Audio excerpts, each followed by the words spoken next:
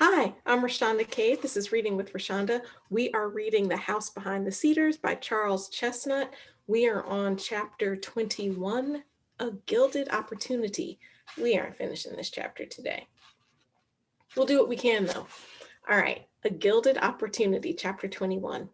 Although the whole fabric of Rena's new life toppled and fell with her lover's defection, her sympathies, broadened by culture and still more by her recent emotional experience, did not shrink, as would have been the case with a more selfish soul, to the mere limits of her personal sorrow, great as this seemed at the moment.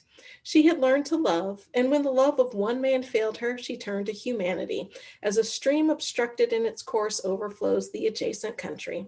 Her early training had not directed her thoughts to the darker people with whose fate her own was bound up so closely, but rather away from them. She had been taught to despise them because they were not so white as she was and had been slaves while she was free.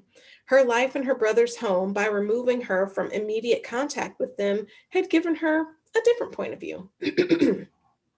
One which emphasized their shortcomings and thereby made vastly clearer to her the gulf that separated them from the new world in which she lived, so that when misfortune threw her back upon them, the reaction brought her nearer than before. Where once she had seemed able to escape from them, they were now, it appeared, her inalienable race. Thus, doubly equipped, she was able to view them at once with the mental eye of an outsider and the sympathy of a sister. She could see their faults and judge them charitably. She knew and appreciated their good qualities. With her quickened intelligence, she could perceive how great was their need and how small their opportunity. And with this illumination came the desire to contribute to their help. All right, so the uplift movement was a good movement and is Black people helping Black people. But there were those who were part of the uplift movement who were like, I'm Black and better than you, and I'm helping you. I am condescending to help you. Not, I'm Black and you're Black and we're all Black and we should help each other. So let's see where Rena falls on that continuum.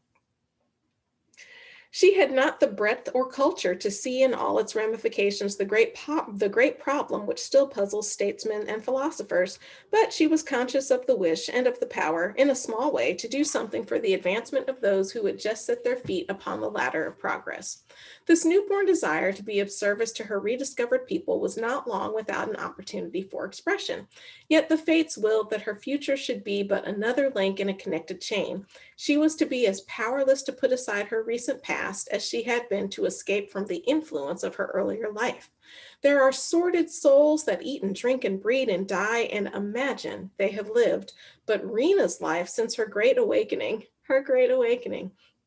had been that of the emotions, and her temperament made of it a continuous life. Her successive states of consciousness were not detachable, but united to form a single, if not an entirely harmonious whole. To her sensitive spirit, today was born of yesterday, tomorrow would be but the offspring of today. To her sensitive spirit, today was born of yesterday. Okay, that makes sense. Whatever you have today is built upon what you had yesterday. Tomorrow would be but the offspring of today, and whatever comes tomorrow is built upon what you had today. I had to take a moment to read that again and think about it. All right, let's continue. One day, along toward noon, her mother received a visit from Mary B. Pettifoot, a second cousin who lived on Back Street, only a short distance from the house behind the Cedars. Rita had gone out so that the visitor found Miss Molly alone. I heard you say, Cousin Molly, said Mary B. No one ever knew what the B in Mary's name stood for. It was a mere ornamental flourish, like Harry S. Truman. That S didn't stand for anything. I heard you say, Cousin Molly, that Rena was talking about teaching school. I've got a good chance for her if she cares to take it. My cousin Jeff Wayne arrived. Oh, I thought the last name was Wainwrived, but it's saying my cousin Jeff Wayne arrived in town. All right. Whew, sorry, I'm off to a rocky start today. My goodness.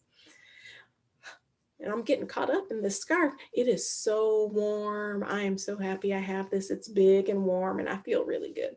All right. Anyway, my cousin Jeff Wayne arrived in town this morning from way down in Sampson County to get a teacher for the nigger school in his district. I suppose he might have got one of them round New Bern or Goldsboro or some of them places east. Oh, or some of them places east. But he allowed he'd like to visit some of his kin and old friends, and so kill two birds with one stone. I seed a strange mulatto man with a bay horse and a new buggy driving by here this morning early from down towards the river, rejoined Miss Molly. I wonder if that was him. Did he have on a linen duster? Asked Mary B. Yes, and appeared to be a very well sawed up man, replied Miss Molly. About 35 years old, I should reckon. That was him, assented Mary B. He's got a fine hoss and buggy and a gold watch and chain and a big plantation and lots of horses and mules and cows and hogs. He raised 50 barrels of cotton last year and he's been to the legislature. Aw, shucks. What's his name? Jeff Wayne. Jeff Wayne appears to be a catch, and we got a whole lot of book left. What's the love interest going to be with Jeff Wayne and Rena and Frank? Like a love triangle? Is it a love quadrilateral? Do we have what's his name?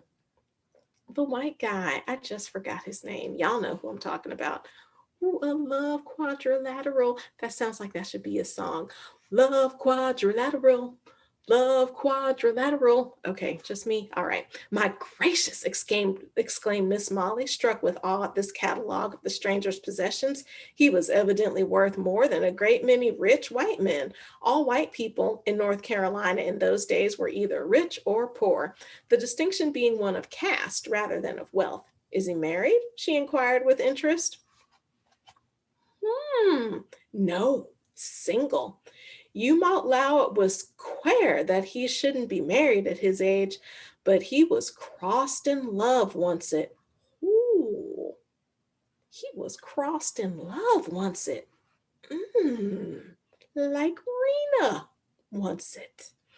Mary B. heaved a self-conscious sigh. Anne has stayed single ever since. That was 10 years ago. But as some husbands is long lived and there ain't no more chance for 'em now than there was then, I reckon some nice gal might stand a good show or catching him if she'd play her cards right. To Miss Molly, this was news of considerable importance. I'm sure it was, because the first thing she said about him was, I seed a strange mulatto man. So he's a mulatto. He's light skinned. He doesn't look like he's white, but he's light though. And that in Miss Molly's eyes is right. If it ain't white, it gotta be light. To Miss Molly, this was news of considerable importance. She had not thought a great deal of Rena's plan to teach. She considered it lowering for Rena, after having been white, to go among the Negroes any more than was avoidable. This opportunity, however, meant more than mere employment for her daughter. She had felt Rena's disappointment keenly from their practical point of view, and blaming herself for it, held herself all the more bound to retrieve the misfortune in any possible way. If she had not been sick, Rena would not have dreamed the fateful dream that had brought her to Patesville, for the connection between the vision and the reality was even closer in Miss Molly's eyes than in Rena's. If the mother had not sent the letter announcing her illness and confirming the dream, Rena would not have ruined her promising future by coming to Patesville. But the harm had been done, and she was responsible, ignorantly, of course, but nonetheless truly, and it only remained for her to make amends as far as possible.